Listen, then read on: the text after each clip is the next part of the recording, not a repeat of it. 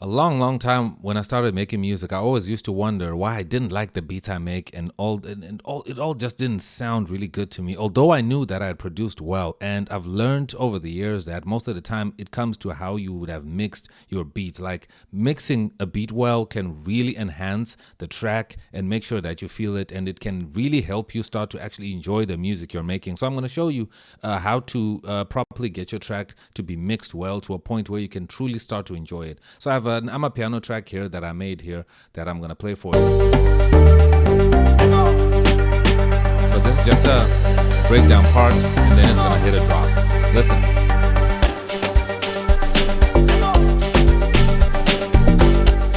Yo, I love this part, bro.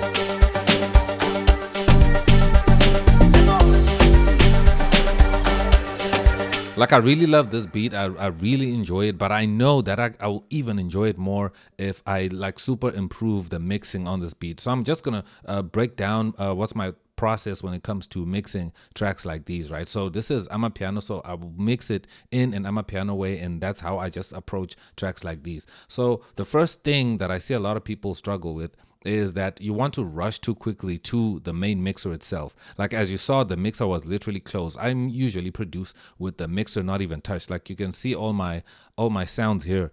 The mixer faders are not even touched. They're still at their default. However, if you look at my channel rack, you will see that I have so much levels that are adjusted over on the left side of the screen right here. You can see all of these. Like you can literally tell on the channel rack that all of these are touched. Like if I just focus on it one time, so you can see all the sounds. I've been making sure that I level everything to where it needs to be. That's where I usually start, and I usually don't even bother most of the time with the levels on the plugins themselves. Most of the time I don't. But when it comes to sounds like these, let's say like a sound that is on the channel rack, which is just like a snare sound here. If I adjust its sound on the volume here, it will change it there. But on a plugin, like let's say a plugin like this, the volume that is on the level on the plugin itself, if I play around with it, it doesn't affect what's over here. So you can see here, this level right here on this channel level, if I tweak this one, it doesn't move that one. So that's when I do play sometimes with the levels here, but the presets themselves sometimes come with their own level. And if you touch around these levels here, it might change how the sound sounds like and change the sound's character. So what you want to do is make sure you balance everything out nicely on your channel rack before you even touch the mixer, until you get to a really good point where you feel like, okay, the track balancing here sounds really good. So that's first thing you want to do, and that's the first thing I usually do. So now when I play my track,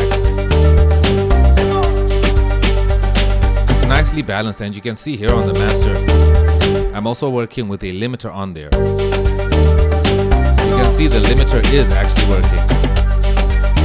You can see that purple right there. It's catching a lot of those peaks that are just coming through. So that's just something I do in case maybe I make it at low volume and I just want to add a boost of volume. I could even add more volume, but for now I had enough volume because I'm just now used to making tracks nice and loud by just being good at balancing on the channel rack already. So if I remove it, you can see there are peaks that it was catching that were going above 0 dB, which is not necessarily a bad thing. Nothing was super clipping, but you know, I was just going over. So now what I want to do, if I do want to mix, now I have to go back to each and every sound. So I now have to sort out the hierarchy of sounds where I want sounds to be. So if you listen to a lot of Amapiano and a lot of the style of music you make, you know how it's supposed to sound. Like if you don't know, this is where you start to use references. Listen to a track that you like, and then come back to your track and try and figure out the positioning of everything in the mix. But I'm gonna come right here and just select the section here. And usually I like to start with like the kick. Here's the Amapiano kick that I have here. You can see the Amapiano kick is hitting around -3 dB, -3 to -2 dB. That's where it's hitting right there. And it's nice and soft. If I open an EQ just to take a look at it, you can see it here. It has a little bit of some high frequencies, which is a little bit of a tap, but it's mostly bottom end. It doesn't have a lot of the other house music style mid-range frequencies here. That's how Amapiano works, right? Just like that. So I know that's good. And then now I want some more percussions to come through. So I have that percussion loop right there. And that percussion loop is slightly louder. So I just want to turn it down a little bit. So now here on my mixer, I can turn it down a little bit. Not too much, but just like that. Because I don't want it to be super louder than my kick. And then I start to add other sounds. Nice. I balance these sounds well. I'm happy with where they're playing, like the snare. You can see the snare is not super loud. It's not louder than the percussions I lowered here by loop 13 and also my kick. And also this hat is lower than all of these sounds. So you can see there's kind of like a slide happening here where everything is not going super loud. And if I check my master here, you can see we're just slightly above 0 dB. And then I've got another shaker loop right here. Now this one I just want to turn down a little bit, just like that. And now we can start opening up other sounds. And we have this synth sound here. I'm just going to turn it down a little bit. And unfortunately, when it comes to mixing, never make the mistake of seeing me do what I'm doing right now and want to know what numbers I'm using, like what numbers. Music is about feeling and about what you're hearing and knowing what is supposed to sound right and what is not supposed to sound right. So you have to use your own intuition when it comes to mixing, and use your ears, number one. Use your ears. And then obviously I'm using my eyes when I say take a look here on the mixer, to confirm and to see things, because that's why we have meters, so that you can confirm, because your ears will tell you information, but sometimes you want to also use your eyes and look at the meter so that you can kind of take a look at what is happening to the sound. Like I can see the level of the synth sound here. So I want it a little lower, but I don't want it too much in the background. And then now I just continue to add other sounds. So we have a sound effect here. This downlift range sound. So this is the part also where you start to even think about sound effects as well, like what you want to add. So with this sound, I do want to add a delay 3.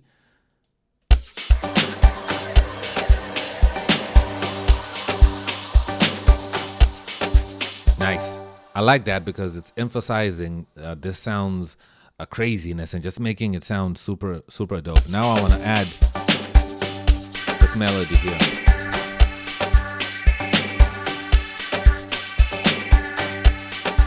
I want to EQ a little bit of its high frequencies.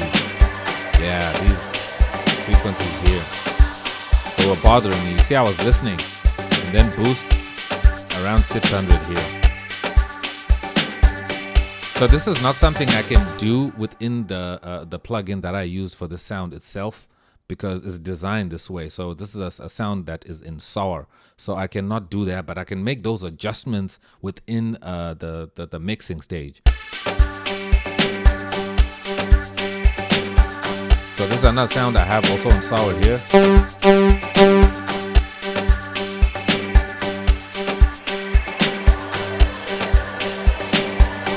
So I've got some reverb here. I actually want more of this reverb.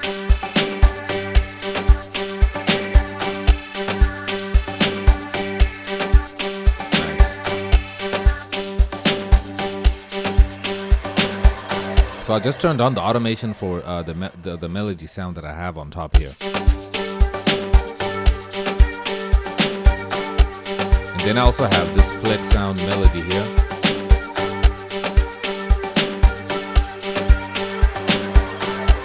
I'm happy with that sound where it is. It sounds really nice. And then I also have a drone. Okay, that sound is too loud, so I'm going to go to its mixer. It's right here. I'm just going to turn it down a little bit. And come to its EQ and take a look. And I did EQ a little bit because there was frequencies that was bothering me here. But I like this sound because it's got so much frequency presence that it's covering up, it's adding so much power and energy into the mix. And now we have the Big Daddy log drum, bro.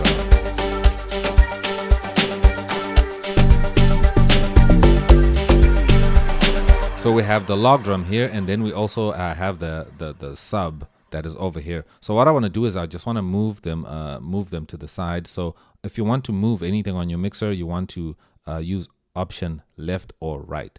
That's how you move stuff. So you can see I'm moving it right here. So I'm just gonna move them close together like this, because if I want to, I can also group them into one channel. But for now, I want to leave them independent because they sound good.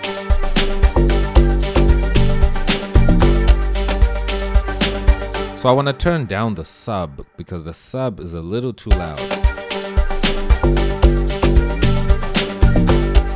Because I want the log drum to knock even much more than the sub, because when you start to raise your volume, you'll start to actually hear the too much bass coming from the low frequency. So what I'll do is I'll add a new channel on the mixer and just call it bass.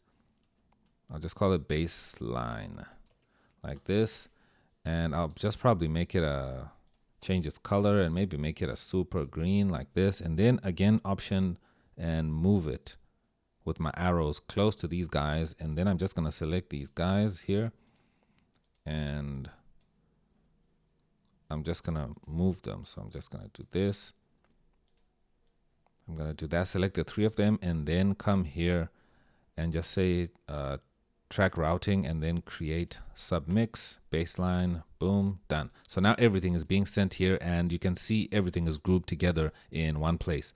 And all these 2 sounds here are now being sent to this baseline master right here, and then from here they get sent to the master. So over here I can start to add effects. I can add something like a fruity wave shaper if I want. So this works well on basses. I remember you can also use it on 808s to boost up your 808s when it comes to trap music and things like that. So you can also use it when it comes to log drums as well. Like that knock is crazy. So that's obviously super loud. So now I can just turn it down like this and find where it can. So I obviously want the log drum to be super loud.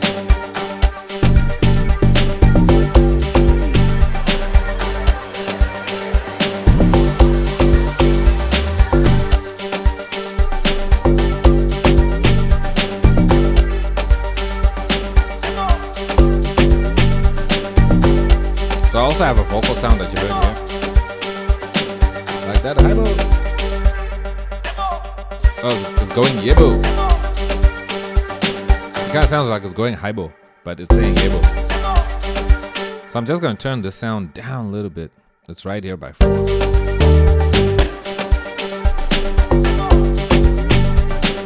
Like just like that. I want it to be in the background like that. So now that I have everything set up nicely in a place where I like, I'm just going to select everything like this. I'm just going to select everything. Matter of fact, I'm just going to select from here, from this master like this, and I'm just going to turn everything down by maybe like 5 dB. Just turn it down here like this. Just turn it down like that. And I've been doing this for years. I've been doing this for years, where you just turn down everything on your mixer here so that your master is not too loud. So now you can see our levels here. We're not peaking over 0. So now we have more headroom. So it just depends with how low you want to go. So you can even select everything and put it nice and lower. So now you can move on to your mastering stage as long as you have your mix sounding correct. So let me just play this back for you around here.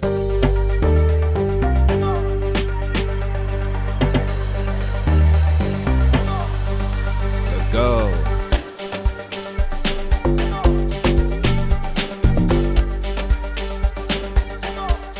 Our log drum is standing out nicely.